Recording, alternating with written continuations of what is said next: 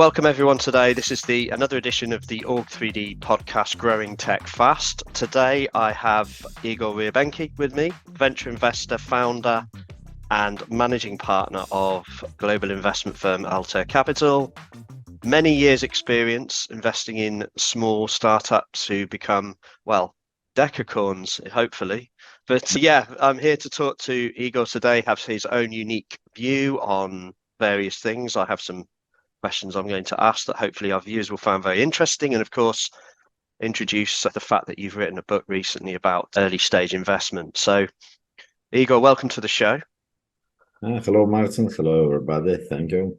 Thank you very much for coming. So tell me a little bit more about Altair, what you guys do and achieving. Okay, I used to be entrepreneur, managing my group of companies. Then after some time, I started to be amateur angel investor for a few years, and then I liked it. And already 17 years ago, I started Altair as my private investment company. And 10 years ago, I started managing funds. So I got like from amateur angel to professional angel career, and then I started to be founder and managing partner of investment company, and currently we have already 3 early stage funds under management and 1 late stage. Okay. Generally, I started to work with startups before being professional. I liked very much to work with young, promising teams with bright ideas, and generally starting on a very early stage. And during this course, I saw many stories become mature, and we did numerous exits, both private and in funds. And I was lucky enough to enjoy seeing companies become unicorns or like world leaders in the category, which is really exciting when we started from scratch. And definitely. So I do it already, as I told, many years. And on some stage, I decided to summarize experience to make it more available to people starting startups and people starting investing, especially early stage investors. Now, my book was released, and because it was a very interesting way, so I named it Adventures in Venture Capital. Yeah. I describe like most common things to do and most common mistakes to try to avoid. Certainly, everybody does own way and own mistakes. But if you can use and make a little bit less mistakes, it could be useful. Definitely. No, and Adventures in Venture Capital. Yeah, it looks great. I've read some of it and I've got it coming over from the US. But some aspects in there.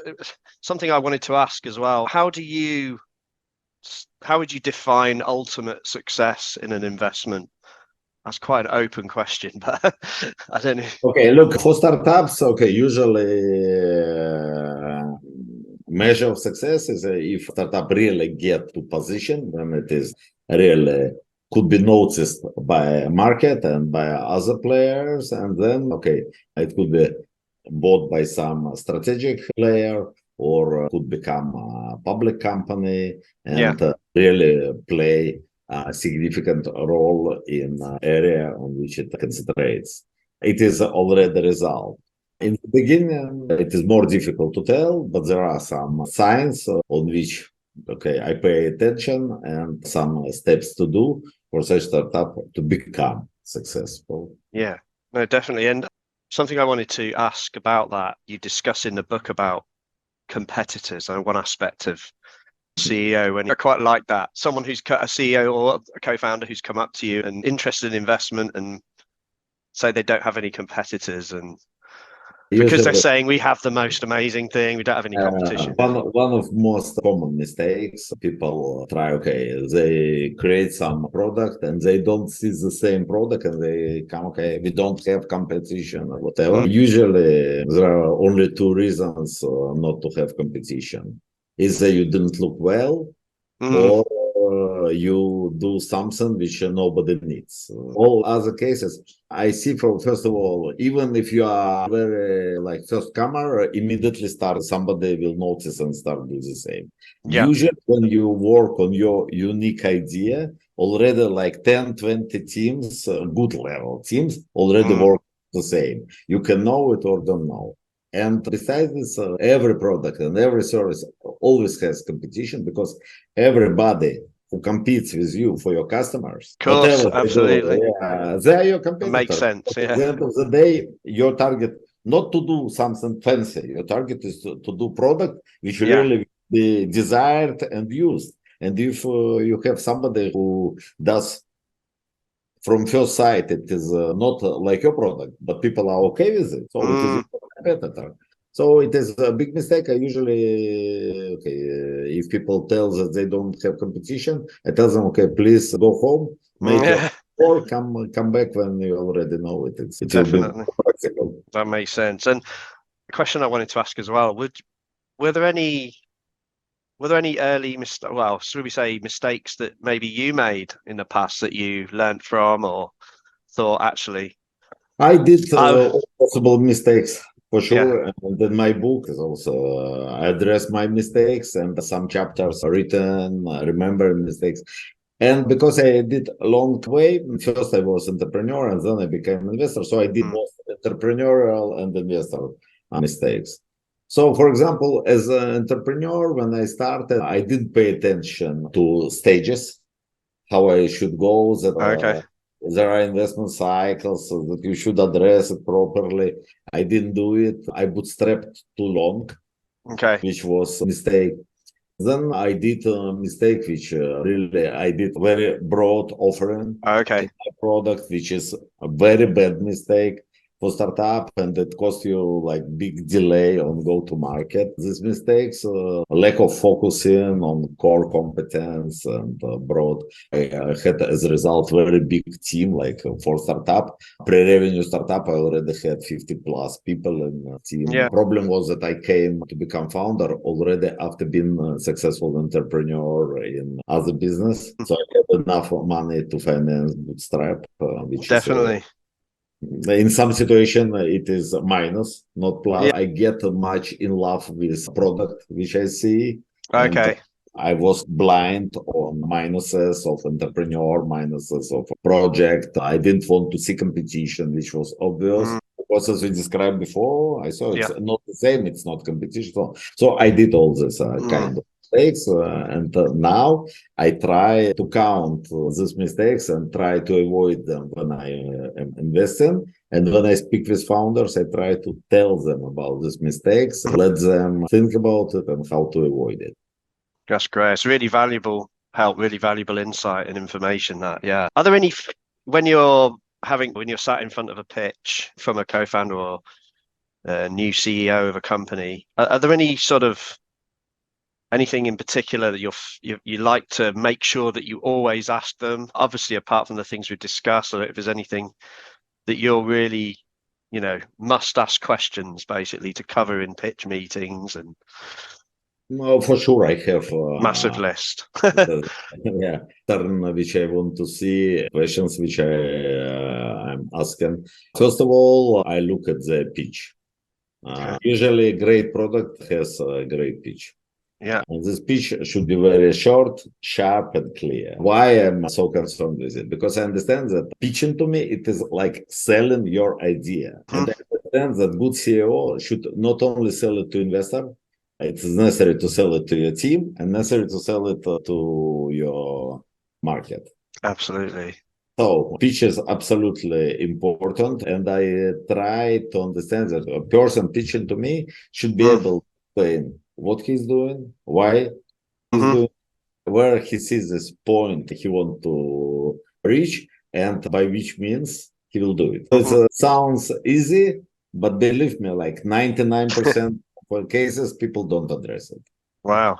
Then they waste their time and time of partners, and many of people then market doesn't understand us, stupid investors don't want to understand what we do.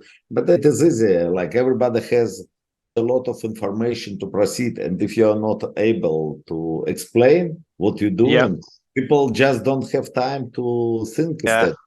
So for me, or I do all these questions just to understand. Then I do some basic questions. Okay, how much do you believe in your project? How many people of your team, your co-founders, already like really ready to concentrate? You left your job, you concentrate.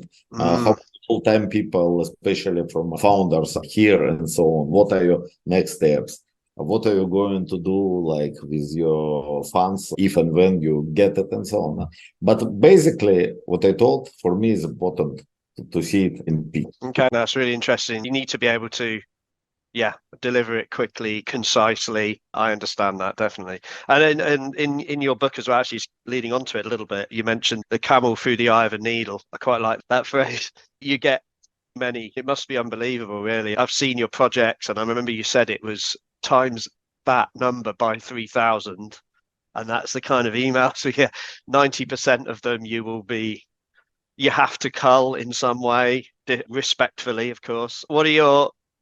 How would you go about, you get these emails, what's your criteria for going no straight away almost? Because you can't spend all Okay, day doing that, I can you?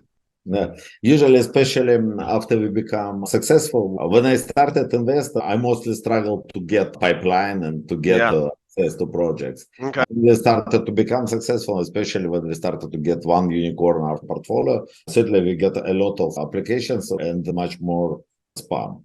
I address it in my book, and I address daily. If I see that it is circular letter, whatever they want to tell, I just reject it. Okay. If you are not so polite just to know, you just want to leverage like email database. People Yeah. start to do it before today, especially with ChatGPT. People just do a dummy job. Okay, you take name of person, you get something about this person from internet, put it together to look like personal letter. But look, readers are not so dumb. I open, I see that it is just Straight away. Yeah. yeah. Okay, you said the 2000. I will not, and I'm not fooled by next second or third letter. On second letter, I already put it to spam. Because really, you don't respect me. You don't have time for me personally. I don't have time for you. Yeah. It is easy like this. Certainly, I can maybe miss, maybe some next Facebook does this, maybe. But I bet Yeah. that I spend all my life in tons of spam. It is good. Then second, when people started to read, okay, I see also that people don't do the homework because why they offer me participation in some projects which are very far from my focus. It's so easy to just open a website or read some post in my LinkedIn already knowing what we're doing. If you don't, I reject it again. Then I see formulas. Very often I got such applications like, okay, is it Tinder or what? Something like, how are you? Are you investing? If yes, maybe I will share with you some idea. Okay.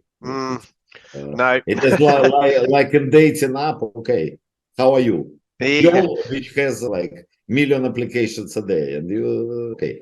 Try in your mail, in your message, like I told about pitch, short, clear, crispy. Then okay, I will have look on it, or I let my team to be in touch, or I will be in touch myself. Okay. I got such a okay. I'm lucky enough to get such a letters. Yeah, this is why we continue actively invest. But mostly believe me, 99% I will better never receive. Yeah, definitely. No, that's good. That's again really helpful to our listeners and watchers of this. Will take a lot of that on board, and I think that applies to a lot of, doesn't it, in terms of introducing yourselves and just getting that bit right. Really, I totally agree with you. I forget again today. Besides this, I have like dozens and hundreds investment banks. It's whatever. I got a Gmail. I already tell I'm investment bank. I represent 100 companies. Go read it. We don't open it. It is okay. Yeah. Really, if you don't want also to do your home job, even if you are, we can work certainly with broker question. I should understand why project doesn't approach me directly. It's Mm, or even if broker approached me, that did the same job, knowing me, not yeah, again like spreading it everywhere. Yeah, opening Gmail, subscribing to some email service, and starting to bomb. yeah. That It surprises is me that so many people don't put a real focus on that first introduction, and very important, definitely. One question I do want to ask as well, obviously, well, in terms of your view on how what's the market like currently compared to last year? I know last couple of years it's been very market for startups or for investors. for investors really. Okay, look, market is certainly more tough. We were expecting tough market during COVID times, which COVID times as a result for venture market were like most successful time, Yeah. both in possibility to raise new funds and to finance startups and also valuations and exits. Okay. We started to feel that market become cooler last year, which continues this year. Despite now we see some recovery for stock market, but venture market still not there. We Okay. see cooling of multiples and valuations for large companies. Many unicorns stop to be unicorns, not in our portfolio. Yeah. But we see that really valuations go down, and it is now much more difficult to raise funds both for startups and for new venture capital companies. It's become more difficult, which I believe not for long. Good. I was Yeah, just going to ask you, how do you see things changing I, around? And I know that investors always short memory, yeah. and I know that so much money uh, Mm, available already in funds, and so much money in funds of funds and new, and also we see that progress hasn't stopped. New technologies are there now with AI. We it's the beginning like of new technological revolution. yeah, I believe have a very bright future for venture industry for sure. So definitely. I don't expect like a long winter. Okay. That's good to hear. That's weird that you quite, it's almost like we were connected there because my next question was going to be about AI. I just wanted to find, obviously, you've been involved heavily a long time in this type of area and it's a new thing and it's on the news a lot at the moment. It certainly is in the UK. And you see these robots that are just starting to use it. And I'd just be interested in your thoughts on AI. And is it a bad thing? Is it, well, it could be both. Look, I don't know.